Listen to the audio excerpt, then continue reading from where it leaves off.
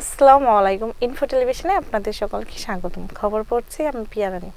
নাটোরের সিংড়া শহরকে পরিষ্কার পরিচ্ছন্ন রাখতে উদ্যোগ গ্রহণ করেছেন উপজেলা ও পৌর প্রশাসক।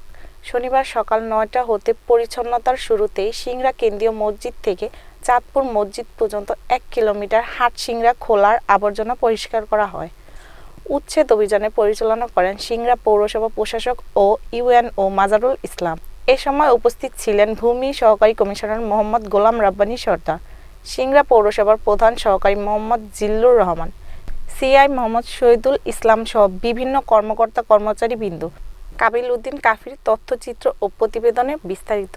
দাঁড়িয়ে আছি নাটোরের সিংড়া উপজেলার সিংড়া পৌরসভার পৌর হাট-সিংড়া ক্যানেলে দীর্ঘদিন ধরে অপরিচ্ছন্ন থাকার কারণে বর্তমান পৌরসভার কর্তৃপক্ষ ক্যানেলটিকে পুনরায় সংস্কার করে সচল করার উদ্যোগ নিয়েছেন।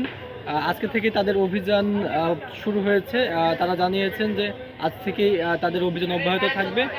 এই পরিষ্কার অভিযানে যথেষ্ট সাড়া দিয়েছেন পৌরসভার সাধারণ। আমাদের সিংড়াতে নতুন ইউনো আসার পরে এই সিংড়া দখলমুক্ত থেকে দখলমুক্ত হয়েছে এবং নোংরা আবর্জনা পরিষ্কার করতেছে। কিছু করা যেতে পারে কিনা এটা আমরা এই পৌরবাসীর কাছে জানতে চাই।